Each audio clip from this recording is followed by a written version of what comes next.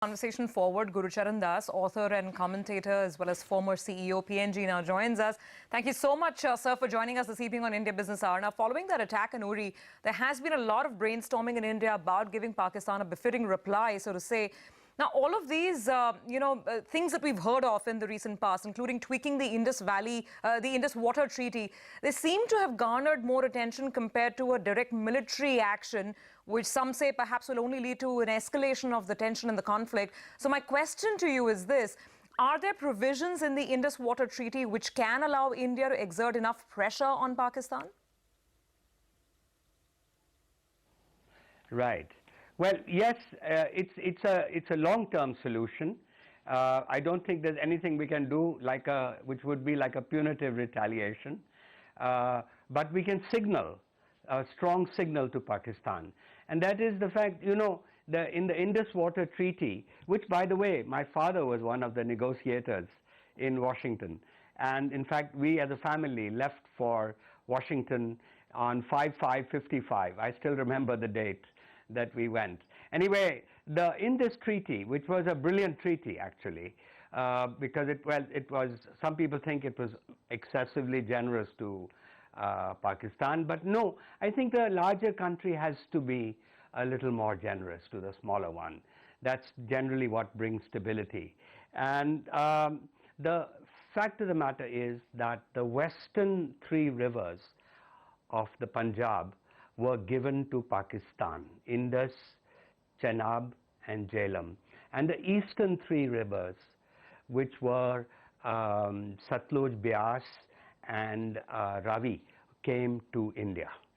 Now, because India is the upper riparian, that is, the rivers flow out of India, what the fair thing, it was decided, was that India was giving up a huge chunk, I mean 80% of the flow in those western rivers. India could have access to about 20% of the water. And we have never used that 20%. We've only used 3 to 4% depending on the year. Now, there is a way to signal to Pakistan that we would be using this. And even Pakistan, actually, a lot of the water is just flowing into the Arabian Sea.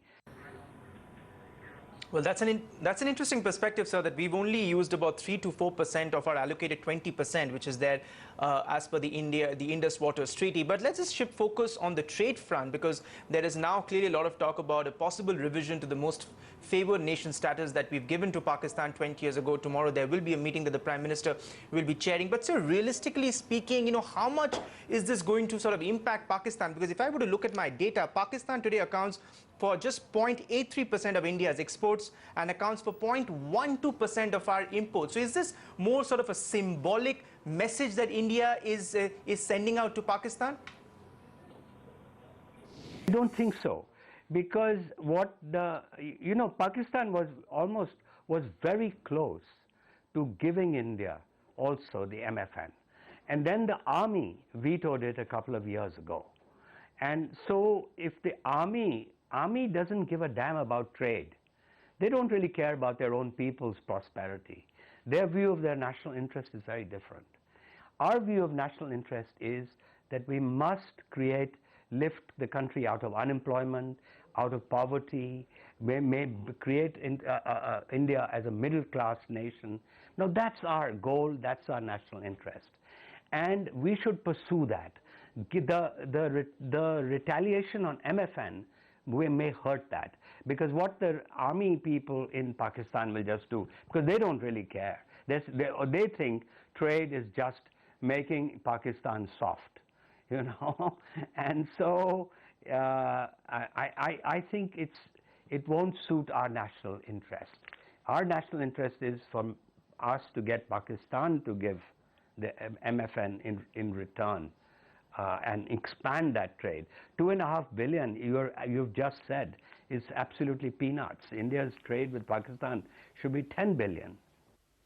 So coming back home to the issue that has been at the center of that political storm for a while now, in Kashmir, the government there, nor the center, has so far been able to find a solution that can really bring peace, even if it's temporary. The valley is still under curfew. The inability to solve this crisis in the valley has only perhaps bolstered Pakistan into launching these sort of attacks into the Indian army establishment, giving a lot of course, relief to the separatist agenda. What perhaps could have been done better to avoid being in the situation?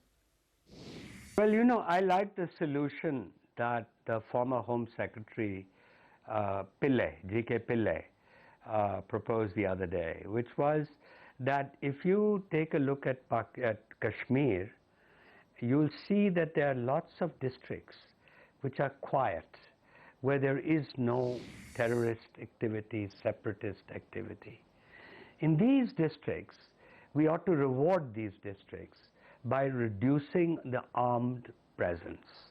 And that will give a signal to the neighboring districts that, look, India is serious, and that it might discourage them from the overt kind of support to jihadism and to separatism.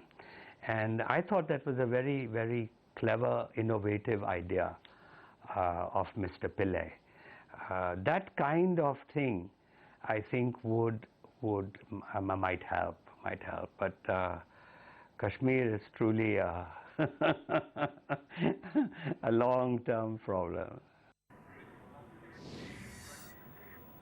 Mr. Gurcharan Das, unfortunately, we'll have to leave the conversation there. Thank you so very much for joining us and giving us your perspective right here on India Business Hour.